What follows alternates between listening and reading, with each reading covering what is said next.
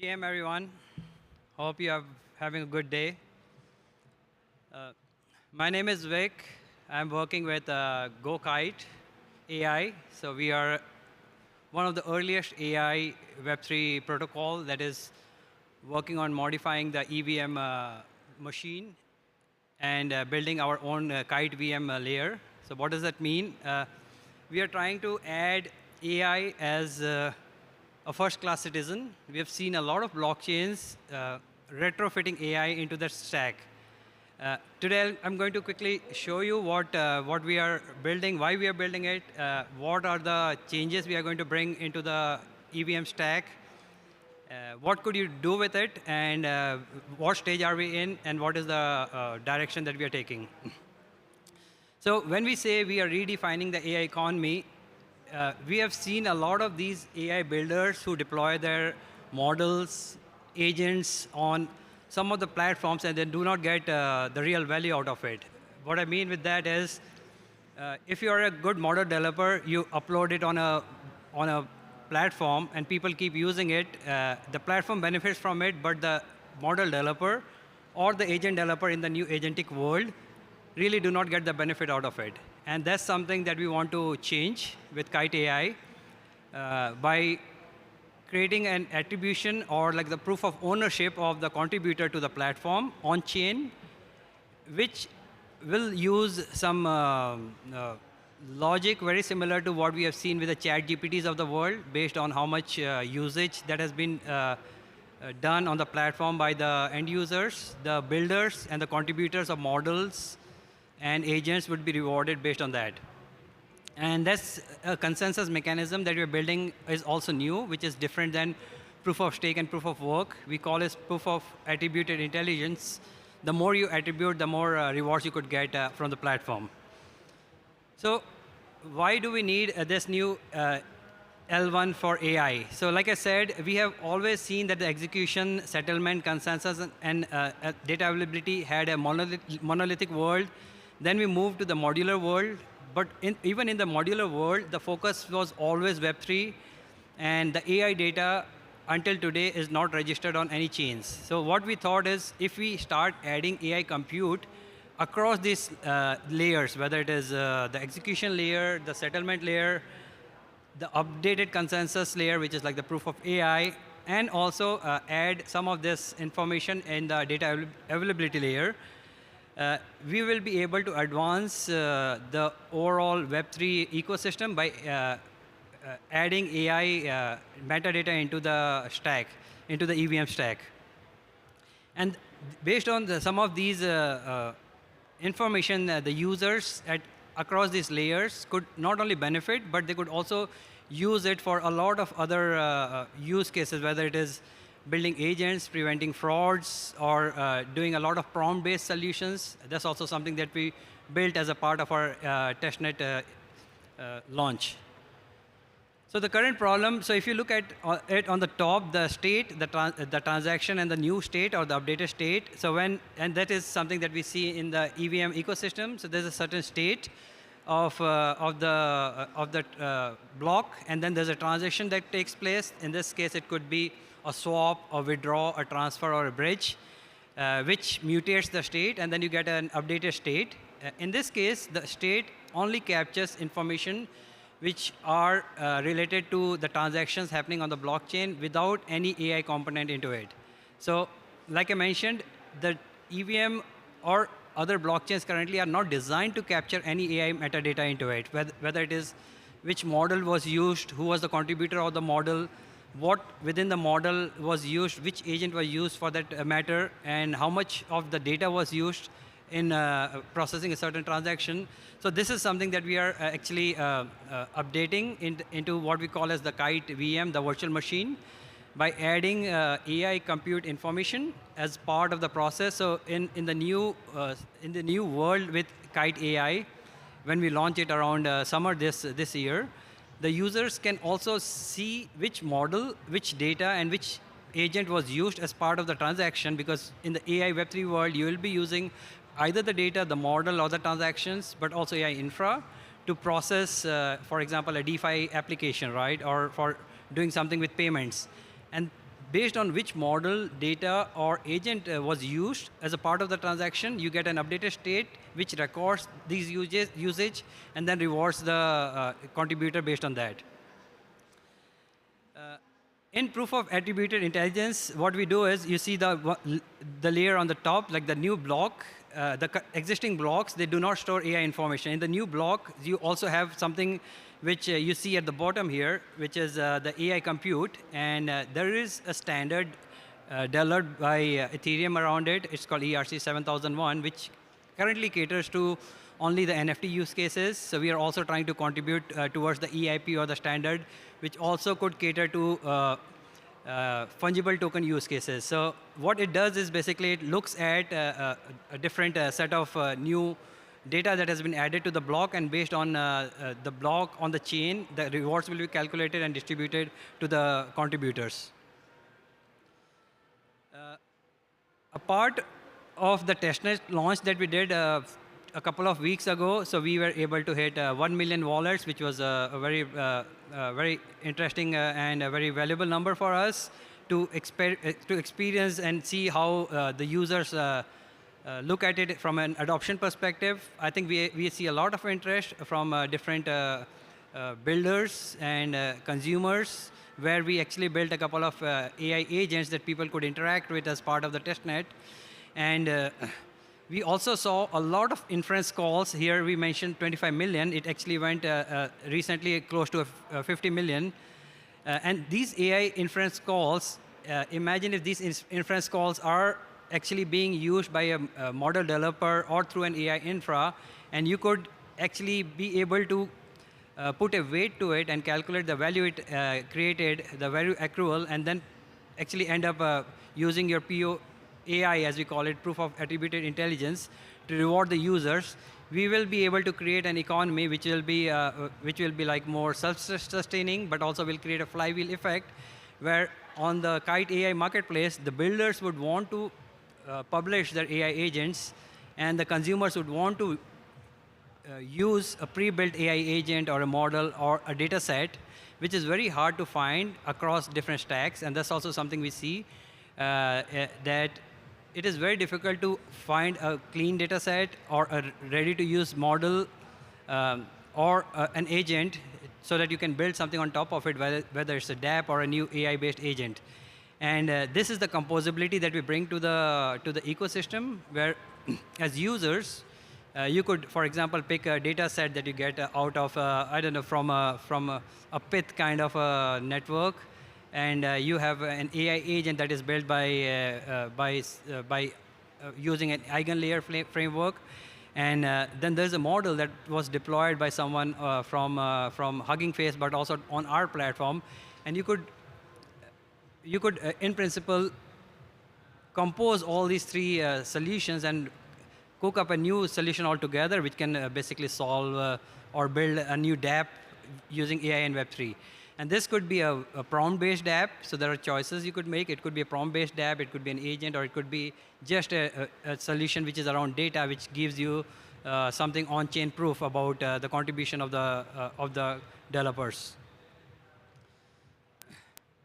So, like I mentioned, in terms of protocol development, currently EVM executes only the smart contracts, and the smart contracts only takes information and sends it to the bytecode, which do not have any AI data into it.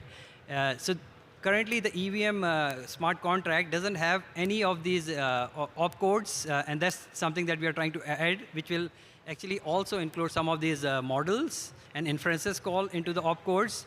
And a lot of these AI interactions that we do, we just cannot move it as is into the blockchain, because it consumes a lot of processing. There's a large amount of data, as we know, in order to process a model or to run an AI data set.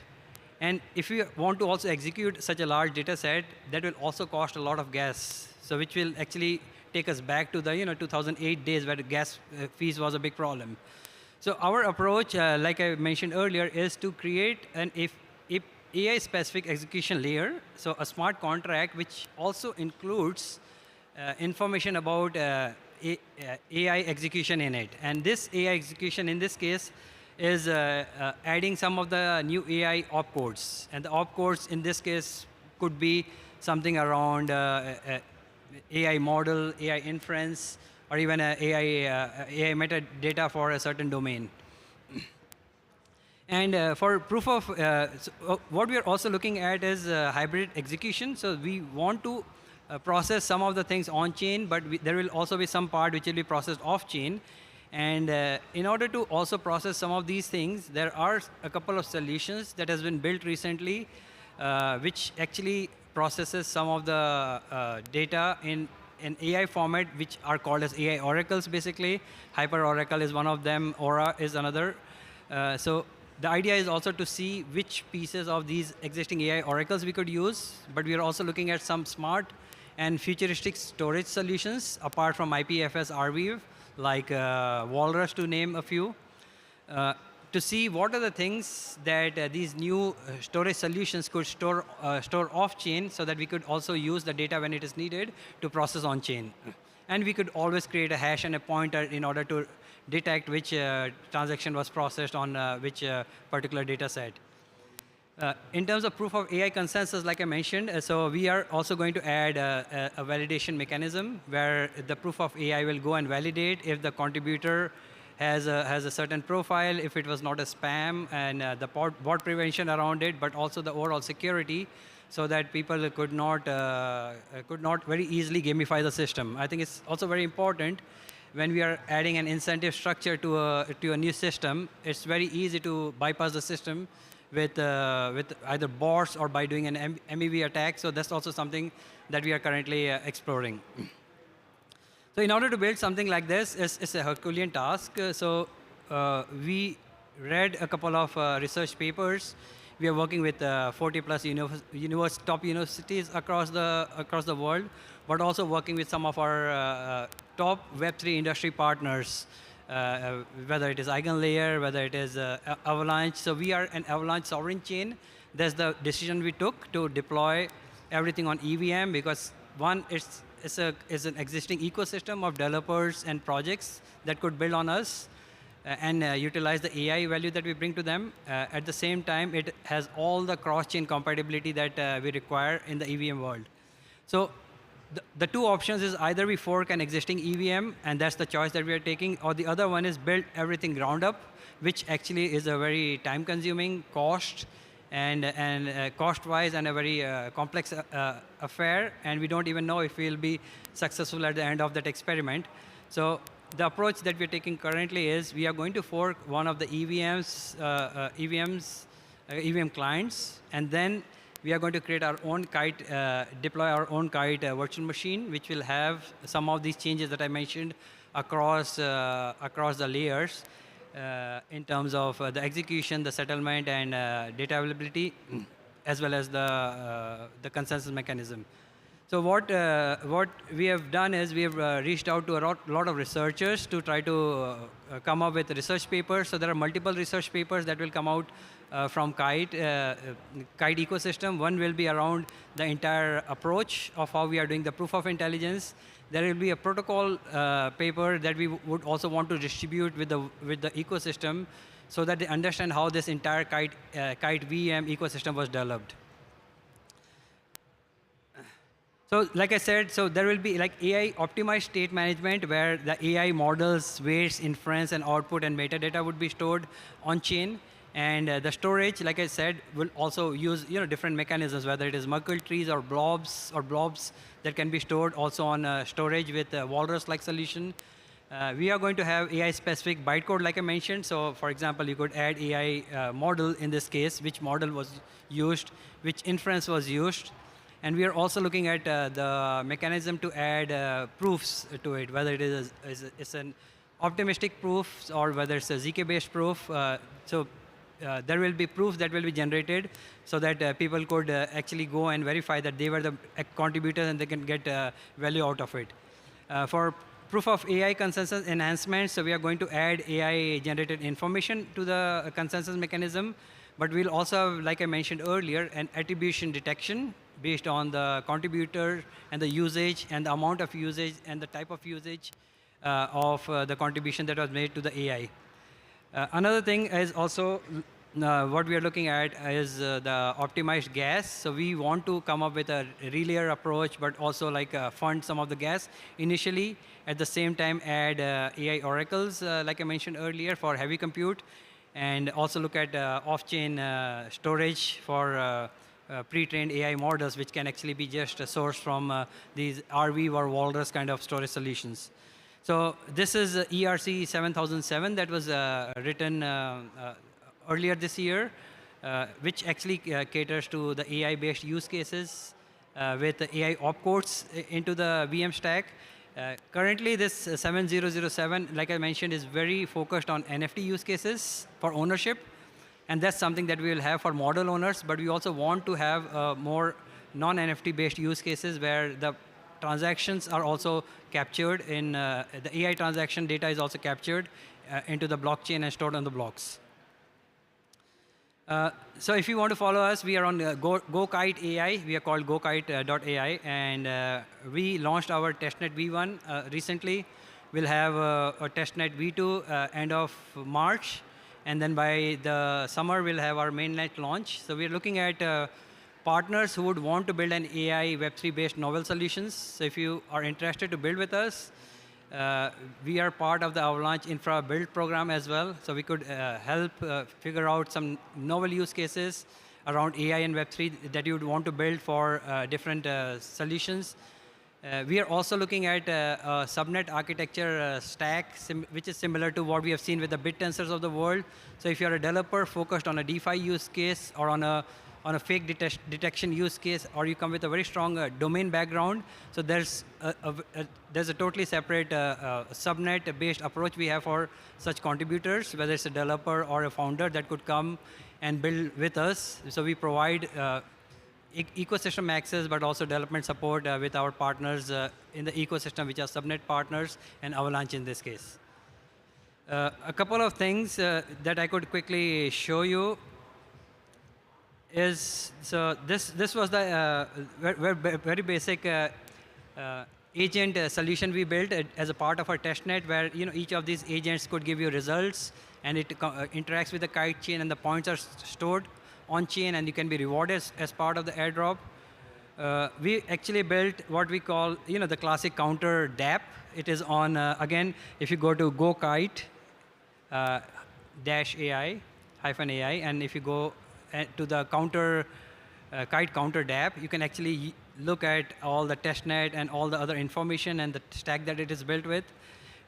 Very soon, we are also going to launch AI templates so that you can very easily click, fork the template, and start building your own solution on top of it, depending on what use case you have. Very similar to what we have seen with the Versal SDKs of the world.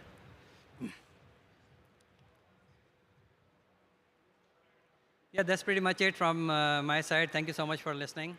If you have any questions, I have a minute to take them.